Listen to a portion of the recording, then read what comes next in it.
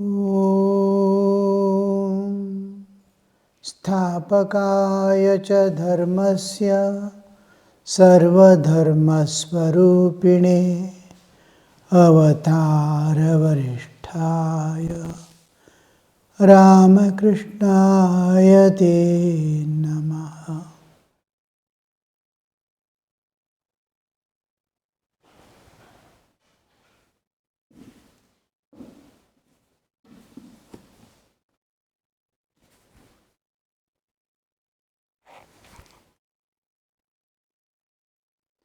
Sri Ramakrishna is singing, overpowered with divine ecstasy. Sri Ramakrishna sang. We finished the first stanza. In ecstatic state, to go in ecstatic state where a person is unaware of the external world, of his own bodily existence, to remain merged in the divine thought. How much of purity must be there? How much of devotion must be there? How much of sacrifice and intimacy must be there with God? How much God must be a reality to make us forget this entire world, our own bodily existence. Only in sleep, when nature forces us and takes us into sleep, we forget this world. Even in dream, we try to continue its effects. But look at just these people like Chaitanya Mahaprabhu, Sri Ramakrishna and others who enter into ecstatic state because of love of God. How much reality. And as we evolve in our spiritual life, stage by stage, we slowly come to know there are higher levels of consciousness. Just like what is the difference between dream and waking? So much is the difference between waking and the samadhi sthiti. More real, more real. As we climb to the higher levels of consciousness, we move to higher truths. Why? Because we are moving towards the one unmanifest existence, from where this manifest universe has come. This is constantly changing universe in which we are all there with every moment changing body and mind. Everything is moving. Everything is on a constant change. It's governed by time. When time comes into picture, we see everything is under a change. Change registers time. So the whole thing is changing. In this, in spite of its unreality, we keep our mind here fixed as if this is real. When we climb up to higher levels of consciousness, this is manifested at gross level. We go closer to now from while flying in flight. You see from above, as we are nearing the place where we have to land, we will be about 35,000-40,000 feet above. As it starts coming, just nothing is visible. Plain earth. It's how blunt it is. No humans, no animals, no plants. Some color alone is visible.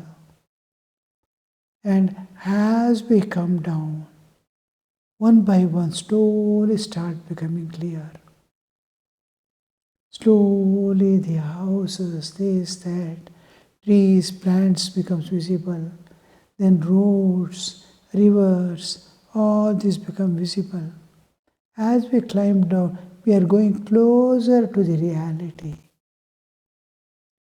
Looking at the flight from here, when a plane is going, it looks so small, unreal. Can a plane be such a small thing? It becomes a dot when it moves to international heights. We can't even see.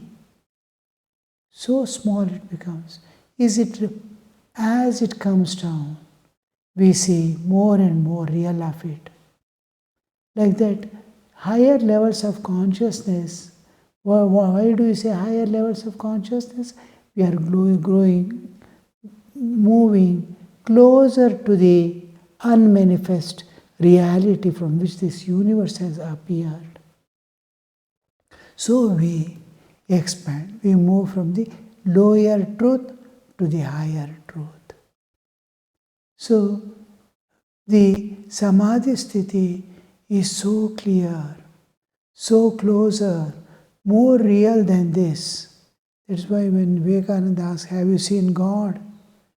He says, I have seen Him, not only seen Him, more clear than I am seeing you now. More clear than I am seeing you. Because this becomes unreal. When I climb to the higher levels of consciousness, still higher, ultimately we enter into the source from where this universe and all things have come. So that reality, Tat, that after having seen, having known it, having intimately known it, when you know a dream is false, will you be willing to enter the dream? No. Real things. Just like in television, you have so many sweets and so many things, but you can't eat it. You can't get it. It is there, you are seeing everything. Because unreal and real are there. Unreal, however long you see all the sweetmeats in the television, nothing will come to your mouth, nor fill your stomach, nor give you taste. It's only unreal. So this becomes unreal, that becomes so real. When you see the real sweetmeat somebody is offering you, what is the difference between the television offering you sweetmeats and really somebody is offering? That much of difference is there between samadhi and waking state. Waking and dreaming, still we are moving towards more unreal. We are coming to real, more real. So once having seen that, which fills you, which gives you what you are seeking in your life. So that when Sri Ramakrishna says Kali or Divine Mother or expresses his love, what is he seeing is all of us, everything, the source of it, the culmination of it, the whole play going on. And he says, Kali, my mother, he is loving every being on this earth, which existed earlier, which are no more now, which are going to come, which are there. The entire play eternally going on of the mother. The whole universe and other universes, which she is the cause. Ananta Koti Brahmanda. So that aspect of Divine Mother, entire existence, the absolute, the relative, all the jivas, various planes of existence, various states of existence, the realized, unrealized, all these things, whole thing viewing, Mother, What a beautiful play going on. So when they speak the song, for an ordinary man, we are always associated with this world of time and space. And then logic and reasoning we adopt. But they don't adopt this small play of the children with intellect, reasoning and logic. That's why most of the people, when they read the songs and all, what is this meaningless things they are telling looks like that? Because we are not grown, we are not come out of this false dream of the world. We have not turned to the reality. We are still dreaming in the false world of this. So when we start peeping beyond, then we will start understanding these songs, what these saints are telling, how they are calling. Look at the love, look at the thing, the reality with which they are holding on to that, intimacy with which they are holding on to that aspect of God, a particular aspect. Thou wearest the moon upon their brow. The moon is a representation of whole nature and supposed to be an ornamental aspect of nature. Where dost thou find thy garland of heads before the universe was made? When you see Kali before the creation,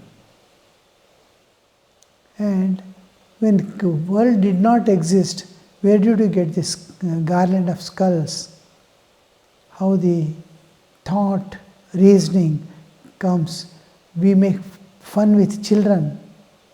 Like that. The saints make fun with the Divine Mother. In Bengali, that expression is very nice. Brahmando chilona jokon mundamala kotha peli. Where did you get? Brahmando chilona jokon mundamala kotha peli Shodananda Mohi Kali. When Brahma, universe did not exist, where did you get these skulls with which you are wearing the skull garland of skulls?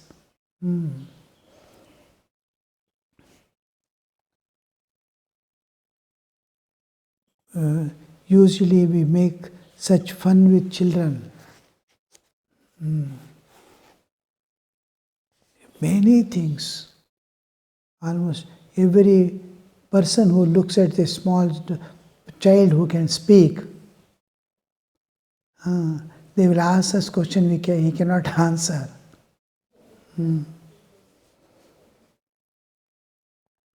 Reasoning of children also, same way.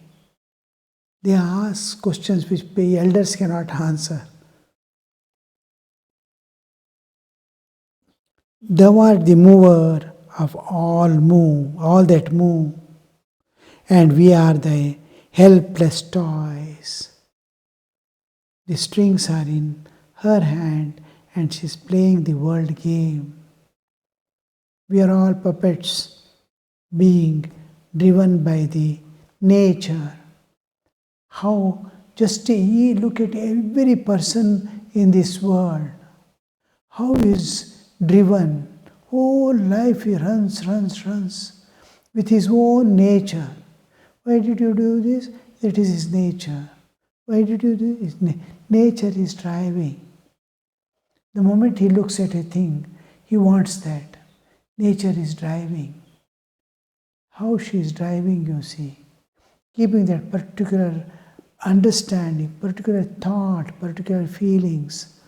How these are put in the jiva, and jiva acts according to the nature that nature has placed in that person. The whole life is running, and in the end nothing is there. What for he was running is unknown. Somebody was driving. I did not need this. I don't want this. Finally he sees everything is empty. Whole life he has spent, each moment he wanted something to happen. He wanted something that he was seeking within. And it goes on shifting. Now he wants this, after a few days he wants something else, goes on, and is searching for something which is not here. And nature is driving. And finally, life end comes and sees both hands are empty. He has worked whole life and nothing is, and whatever is there, he cannot use, he cannot stand up also. What a thing you see. Now you will understand what is puppet, how the nature is driving, how the nature is making transgression. And what is the way? Where is the end? How to end? How? That's why Swamiji says, you are the maker of your own destiny. Take the responsibility on your own shoulders and work out.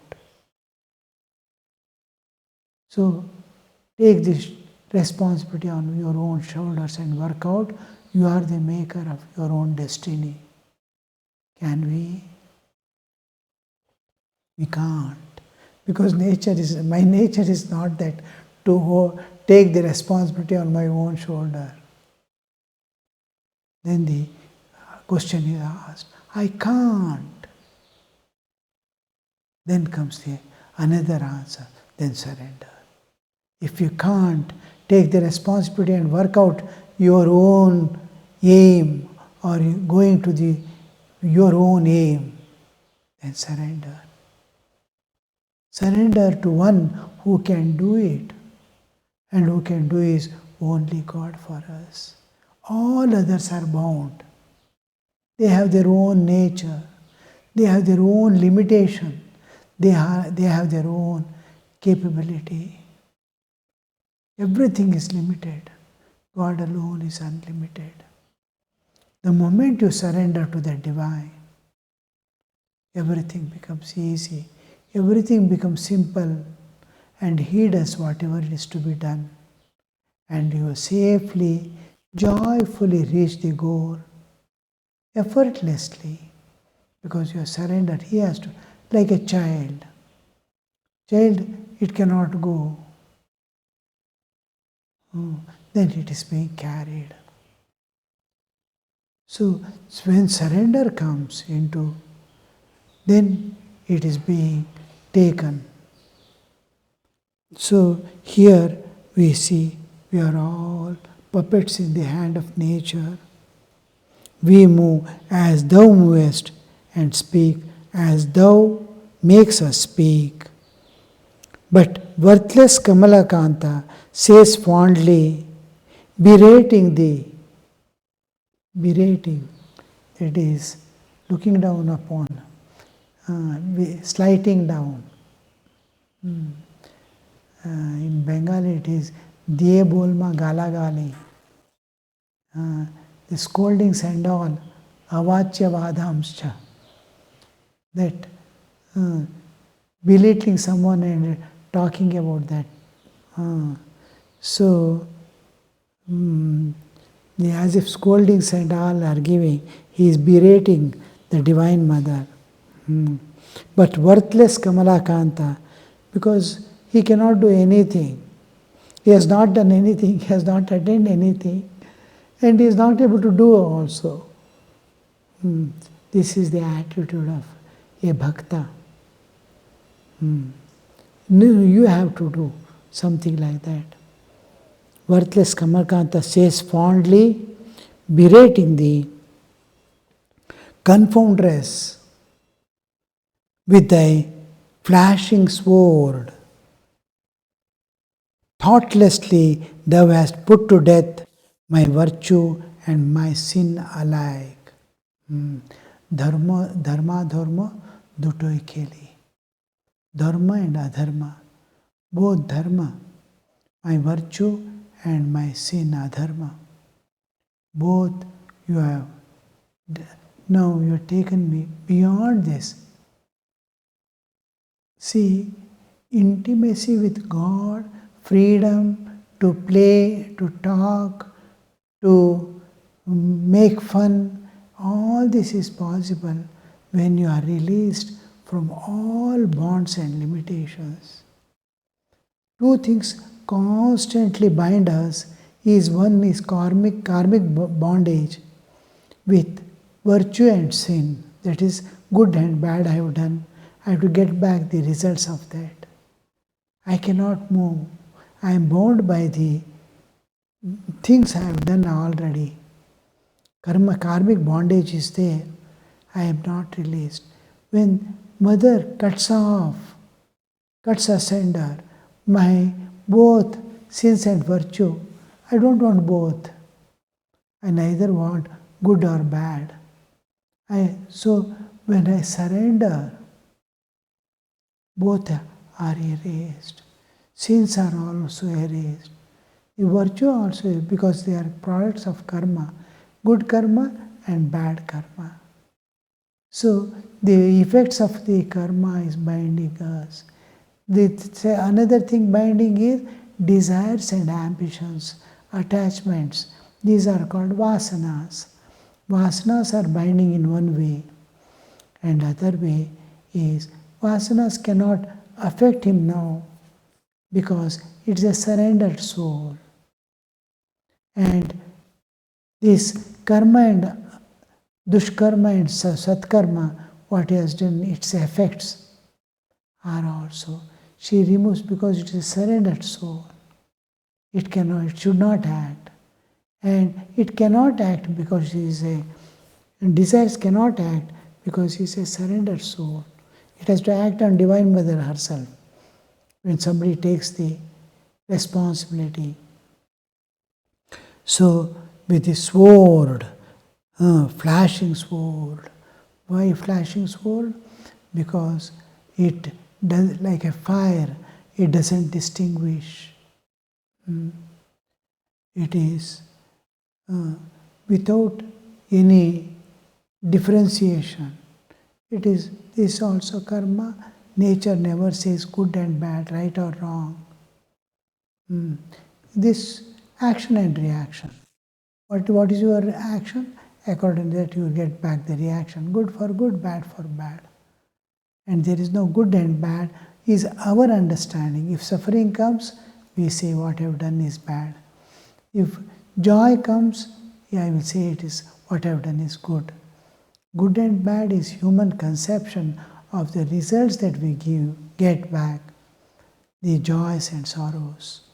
And you don't want joy, then don't do good karma. You don't want suffering, then don't do bad karma. If you want joy, then do good karma. If you want suffering, do bad karma. If you don't want both, then climb up to the level of spirituality.